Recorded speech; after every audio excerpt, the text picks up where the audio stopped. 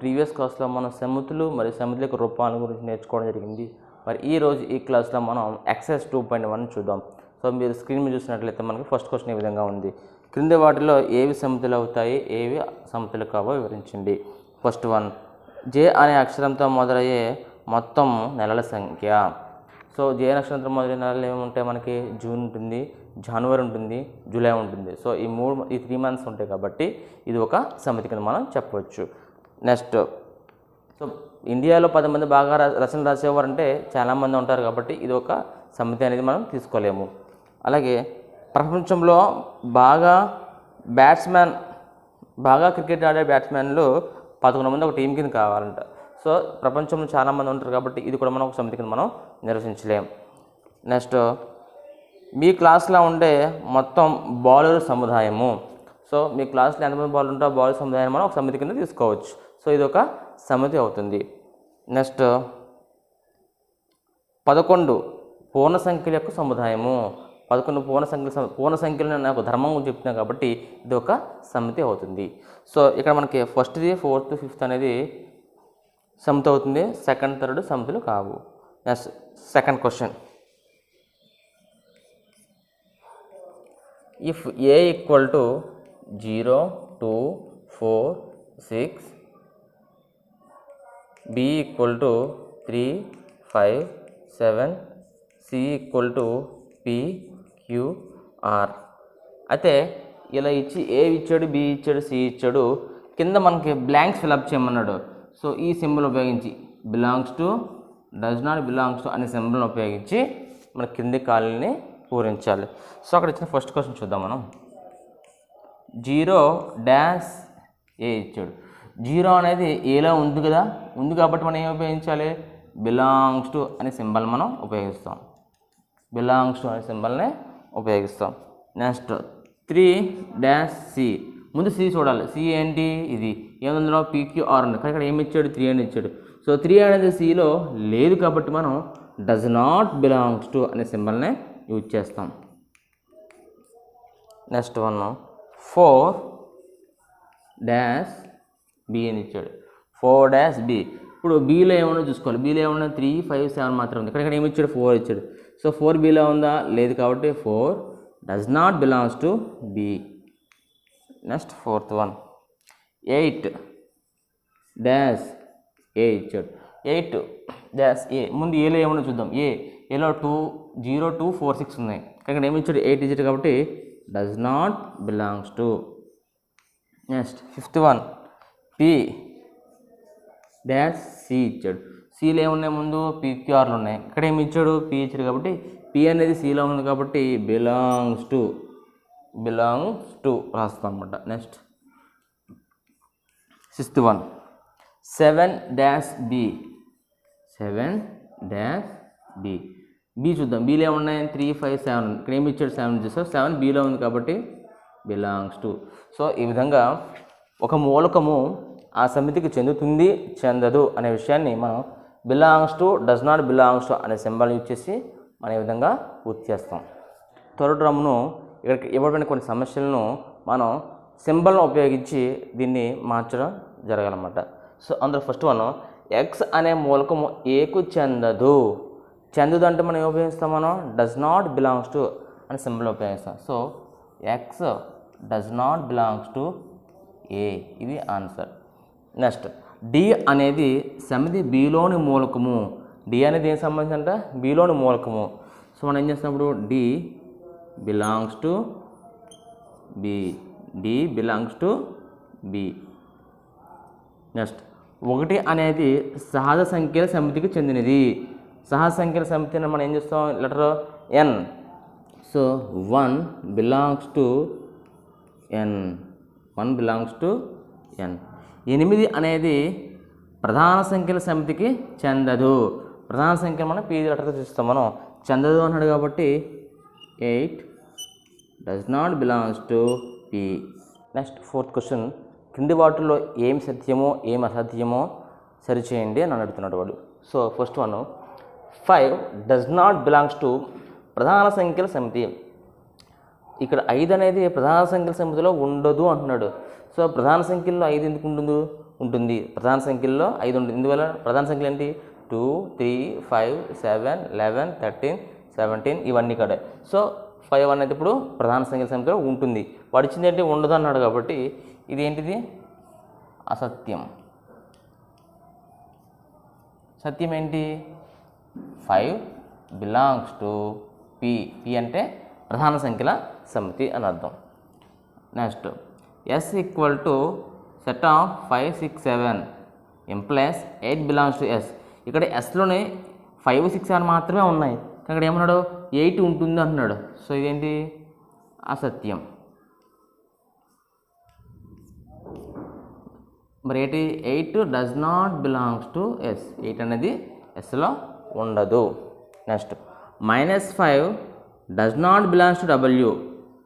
ఇక్కడ డబ్ల్యూ అనేది పూర్ణాంకం. పూర్ణాంకాలు 0 నుంచి స్టార్ట్ అవుతాయి. 0, 1, 2, 3, 4 అండ్ సో ఆన్. మరి మైనస్ ఉండవు కాబట్టి వాడు ఉండదని చెప్తున్నాడు. సో ఇది సత్యం. దీన్ని మనం ఏమి చేంజ్ చేయమండి సత్యం.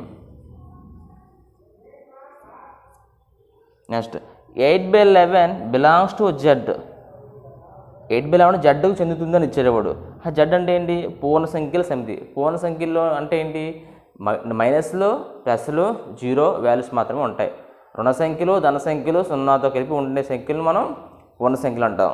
ఇక్కడ భిన్నాల్లో ఉండవు కానీ భిన్నాల్లో ఉండేవి ఏమంటున్నాడు వాడు జడ్ చెందుతుంది అన్నాడు. సో ఇది అసత్యం.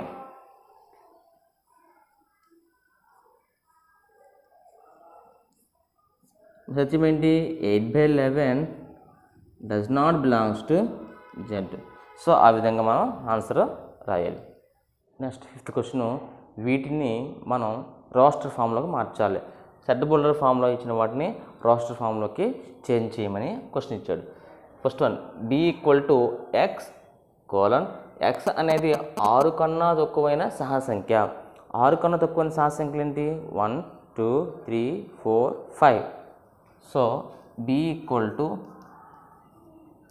1, 2, 3, 4, 5. సో ఇది మనకి రోస్టర్ ఫామ్ అవుతుంది అన్నమాట. ఇది సొల్యూషన్. సొల్యూషన్ ఏంటి b = 1, 2, 3, 4, 5. ఇందువల్ల 6 కన్నా తక్కువైన సహజ సంఖ్యలు కాబట్టి.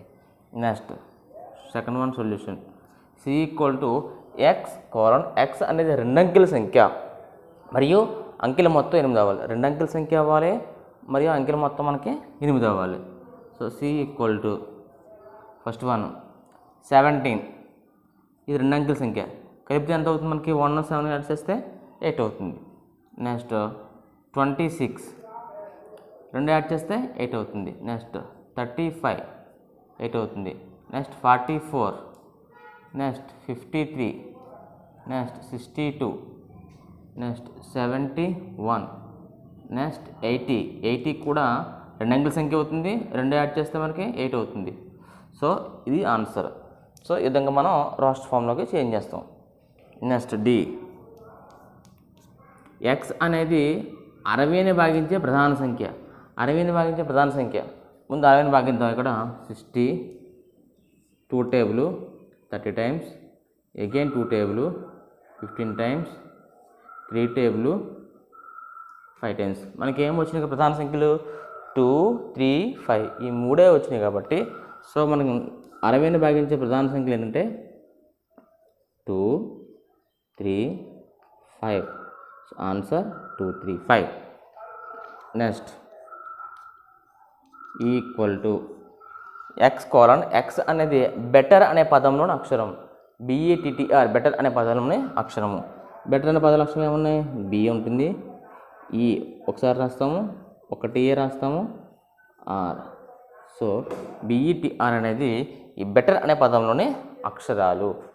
నెక్స్ట్ 6th క్వశ్చన్, క్రింది వాటిని సమితి నిర్మాణం రూపంలోనికి మార్చండి. సో ఇక్కడ మనకి 3, 6, 9, 12 ఇచ్చాడు. సో ఈ 3, 6, 9, 12 అనేది 3 టేబుల్లో వస్తుంది. సో ఇవి 3 యొక్క గుణిజాలు. 3 యొక్క గుణిజాలు ఎంతవరకు ఉన్నాయి ఇక్కడ 12 కన్నా తక్కువ ఉన్నాయి. సో దీన్ని x: x = 3n. x = 3n. ఇక్కడ n అనేది సహజ సంఖ్యల సంఖ్యకు సంబంధించింది కాబట్టి అలాగే ఇక్కడ n వాల్యూ 1 పెడితే మనకి 3 వస్తుంది, 2 పెడితే 6 వస్తుంది, 3 పెడితే 9 వస్తుంది, 4 పెడితే 12 వస్తుంది. అంటే 4 వరకునే ఉన్నాయి కాబట్టి మనకి n less than or equal to 4. So n విలువను మనం 4 వరకు మాత్రమే ప్రతిక్షేపిస్తే మనకి ఈ వాల్యూస్ అనేవి వస్తాయి కాబట్టి సో దీన్ని సమితి నిర్మాణ రూపం ఇది అవుతుంది.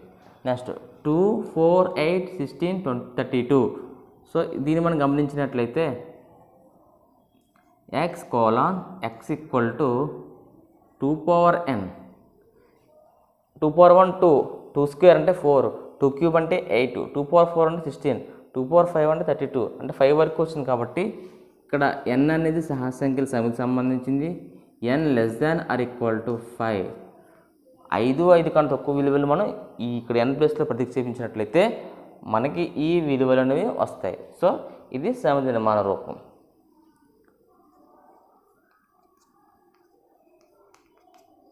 నెక్స్ట్ 5, 25, 125, 625. ఇది 5 4 n రూపంలో ఉందన్నమాట. ఇలానే 5 4 1 5, 5 square 25, 5 cube 125, 5 4 4 625. So x equal to 5 power n, n belongs to capital N, n విలువ మనం ఎంతవరకు రాసుకోవచ్చు 1 2 3 4 అని కాబట్టి less than equal to 4. Next 4th one 1 4 9 16 25 answer 100. ఇవన్నీ కూడా వర్గ సంఖ్యలు. 1 square 1, 2 square 4, 3 square 9, 4 square 16, 5 square 25, 10 square 100. So x equal to n square అంటే n ప్లస్లో ఏ వాల్యూ పెట్టినా అన్ని స్క్వేర్లు వేసుకోవాలన్నమాట. అంటే n విలువ ఇక్కడ n అంటే సహజ సంఖ్యల సమితి capital n less than or equal to 10. For example n ప్లస్లో 10 పెడితే ఏమవుతుంది 10 స్క్వేర్ 100 అవుతుంది. ఒకవేళ n ప్లస్లో 10 కన్నా తక్కువ తీసుకోమన్నాడు. ఏం తీసుకున్నా సరే 1 తీసుకుంటే 1 స్క్వేర్, 2 తీసుకుంటే 2 square, 3 square, 4 square, 5 square, 100 square. So ఈ విధంగా మనం రోస్టర్ ఫామ్ నుంచి సమితి నిర్మాణ రూపంలోకి క్రింది వాటిని రోస్టర్ రూపంలోకి మార్చండి. మనకి సమితి నిర్మాణ రూపంలో ఇచ్చాడు, వీటిని మనం రోస్టర్ రూపంలోకి కన్వర్ట్ చేయాలి. So first one a equal to x ఒక 50 కన్నా ఎక్కువ 100 కన్నా తక్కువ కాగల సహజ సంఖ్య. So solution a equal to 50 కన్నా ఎక్కువ అంటే 51, 52, 53 అండ్ సో ఆన్. 100 కన్నా తక్కువ అంటే 98, 99. సో ఈ విధంగా మనం రోస్టర్ రూపంలోకి కన్వర్ట్ చేస్తాం. Next b equal to x x ఒక పూర్ణ సంఖ్య x square equal to 4, x square equal to 4 అయ్యే విధంగా మనకి పూర్ణ సంఖ్యలు కావాలి. సో సొల్యూషన్ ఏంటంటే మనకి పూర్ణ సంఖ్యలు అంటే నెగిటివ్ వాల్యూస్ వేసుకోవచ్చు, పాజిటివ్ వాల్యూస్ వేసుకోవచ్చు, కానీ ఆన్సర్ మాత్రం 4 రావాలి. సో అటా వచ్చేటువంటి నెంబర్స్ ఏమిటంటే -2, 2 -2 2 అనేది మనకి పూర్ణ సంఖ్యలు. -2 స్క్వేర్ అవుతుంది 4 అవుతుంది, +2 పెట్టినా 4 అవుతుంది, -2 హోల్ స్క్వేర్ అంటే 4 అవుతుంది, 2 పెట్టి హోల్ స్క్వేర్ చేస్తే మనకి 4 వస్తుంది. సో -2 2 అనేవి పూర్ణ సంఖ్యలు. Next third one d equal to set of x ఒక లోయల్ పదంలోని అక్షరం. లోయల్లో L ఉంది, O ఉంది, Y ఉంది, A ఉంది, మళ్ళీ L అనేది రిపీట్ అయింది కాబట్టి L మనం ఒకసారి రాస్తాం.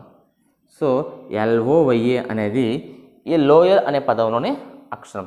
సో ఈ విధంగా మనం సమితి నిర్మాణ రూపంలో ఉన్నదాన్ని రోస్టర్ రూపంలోకి జతపరచండి. సో ఇక్కడ మనకి కొన్ని రోస్టర్ ఫామ్లో ఉన్నటువంటి క్వశ్చన్స్ ఉన్నాయి, ఇక్కడ మనకి సమితి నిర్మాణ రూపంలో ఉన్నటువంటి ఆన్సర్స్ ఉన్నాయి. సో వీటికి మనం ఏం చేయాలంటే జతపరచాలి. ఫస్ట్ వన్ చూద్దాం. ముందు మనం రోస్టర్ ఫామ్ కన్నా సెట్టబుల్ ఫామ్ చూసి మన రోస్టర్ ఫామ్ని జతపరుద్దాం. ఫస్ట్ వన్ x ఒక ప్రధాన సంఖ్య మరియు r యొక్క కారణాంకం. ప్రధాన సంఖ్యలు అంటే 2, 3, 5, 7 ఇవే ఉండాలి.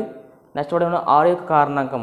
r యొక్క కారణాంకాలు ఏంటి చూద్దాం మనం. r యొక్క కారణాంకాలు ఏంటి? r 6 ఉంది, 2 3 జార్. సో 2 3 అనేది 6 కారణాంకాలు కాబట్టి 2 3 అనేవి కూడా ప్రధాన సంఖ్యలు కాబట్టి ఎక్కడ ఉంది 2 3 ఇక్కడ ఉంది. సో సెకండ్ దాని మ్యాచింగ్ వచ్చేసరికి మనకి ఏ, సెకండ్ అనేది ఏకి సంబంధం. నెక్స్ట్ x అనేది 10 కన్నా తక్కువ కాగల బేస్ సంఖ్య. 10 కన్నా తక్కువ ఉండే బేస్ సంఖ్య ఏంటి? 1 3 5 7 9 ఇవన్నీ వస్తాయి. 10 కన్నా తక్కువ ఉండాలి. ఇక్కడ ఏమన్నా చూడండి 1 3 5 7 అని ఇక్కడ ఉంది కాబట్టి సో బి దాని ఆన్సర్ 4th. నెక్స్ట్ ఎక్స్ ఒక సహజ సంఖ్య మరియు ఆరు యొక్క కారణాంకం. 6 యొక్క కారణాంకాలు అవ్వాలి అలాగే సహజ సంఖ్య అవ్వాలి. 6 యొక్క కారణాంకాలు అంటే 6 ఏ టేబుల్లో ఉంటుంది? ఫస్ట్ టేబుల్లో ఉంటుంది, 2 టేబుల్ ఉంటుంది, 3 టేబుల్ ఉంటుంది, 6 టేబుల్లో కూడా ఉంటుంది. సో ఇవన్నీ కూడా దీని కారణాంకాలు కాబట్టి సో ఇక్కడ ఉంది మనకి ఆప్షన్. సో ఫస్ట్ వన్ అనేది సికి సంబంధించి. ఇంక రిమైనింగ్ ఏముంది మనకి? మ్యాథమెటిక్స్. ఇక్కడ ఏముంది? మ్యాథమెటిక్స్ అనే పదం అక్షరాలు. So MATHEICS. సో ఇది దీనికి మ్యాచ్. సో ఆన్సర్స్ వచ్చేసరికి మనకి ఫస్ట్ వన్ ఏముంది ఇక్కడ? సి. సెకండ్ వన్ ఏముంది? ఏ. థర్డ్ వన్ ఏముంది? డి. ఫోర్త్ వన్ ఏముంది? బి. సో ఈ విధంగా మనం మ్యాచింగ్ చేస్తాం అన్నమాట. సో దీంతో మనకి 2.1 ఎక్సర్సైజ్ అనేది కంప్లీట్ అయింది. నెక్స్ట్ క్లాస్లో మనం టైప్స్ ఆఫ్ సెట్స్ గురించి నేర్చుకుంటాం. ఓకే.